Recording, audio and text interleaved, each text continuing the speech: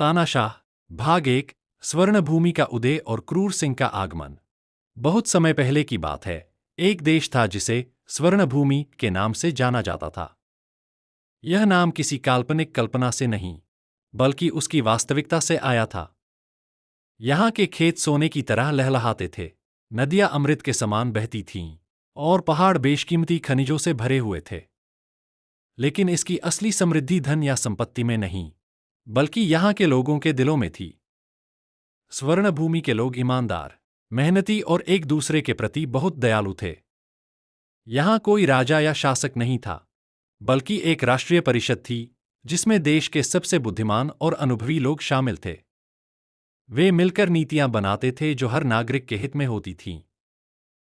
हर फैसला सर्वसम्मति से लिया जाता था और हर व्यक्ति की आवाज सुनी जाती थी। युवा पीढ़ी को भविष्य का स्तंभ माना जाता था। हर गांव में पाठशालाएं थीं जहां बच्चों को न केवल ज्ञान दिया जाता था, बल्कि नैतिक मूल्यों, कला और शिल्प का भी प्रशिक्षण मिलता था। एक युवा लड़का, विष्णु, एक ऐसे ही छोटे से गांव में रहता था। वह अपनी उम्र के बाकी लड़कों की तरह ही था, शरारती, ऊर्जावान और सपनों से भरा हुआ। विष्णु के सपने बहुत बड़े थे। वह एक दिन स्वर्णभूमि का सबसे बड़ा मूर्तिकार बनना चाहता था। उसके हाथों में जादू था। वह पत्थर को तराशकर उसे जीवन दे सकता था। उसके गांव के बड़े बुजुर्ग कहते थे कि उसके हाथों में साक्षात विश्वकर्मा का वास है। लेकिन एक दिन सब कुछ बदल गया। एक व्यक्ति, क्रूर सिंह, स्वर्णभूमि की राजधानी में आया। वह बाहर से आया था, एक ऐसा अजनबी जिसे यहाँ के लोग नहीं जानते थे। उसकी आंखें सत्ता की भूख से चमकती थीं और उसकी बातों में जहर था। वह लोगों को यह कहकर बहकाता था कि राष्ट्रीय परिषद कमजोर है और वे देश की पूरी क्षमता का उपयोग नहीं कर पा रहे हैं। तुम्हारी समृद्धि को और भी बढ़ाया जा सकता है। वह भीड़ के बीच खड़े होकर चिल्लाता था।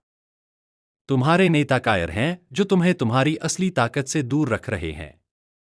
मैं तुम्हें एक ऐसी दुनिया दूंगा जहां कोई गरीबी नहीं होगी, कोई भूख नहीं होगी। उसकी मीठी मीठी बातों ने कई लोगों को प्रभावित किया। लोग उसके वादों में फंस गए।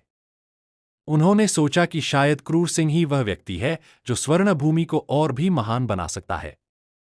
जल्द ही क्रूर सिंह ने अपनी एक सेना बना ली, जिसमें वो युवा लड़के थे जिन्हें वो झूठे वादे करके अपनी तरफ खींच चुका था। उसने अपनी ताकत का इस्तेमाल करके राष्ट्रीय परिषद को उखाड़ फेंका और खुद को जननायक घोषित कर दिया। लोगों को लगा कि यह एक नई शुरुआत है, लेकिन यह तो उनके विनाश की शुरुआत थी। कहानी में आगे का हिस्सा भाग 2 में।